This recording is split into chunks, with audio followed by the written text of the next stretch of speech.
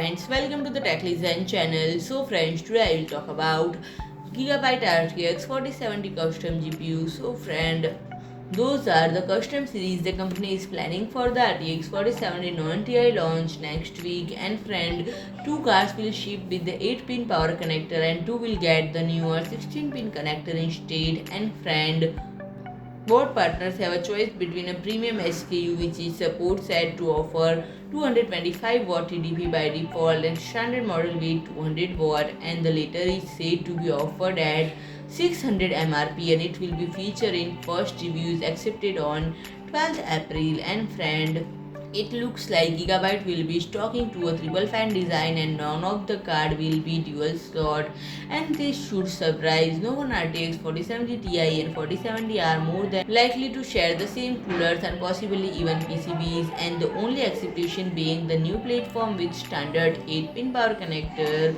So friend, if you like my video, please do like, share and comment, and don't forget to subscribe my channel and press the bell icon.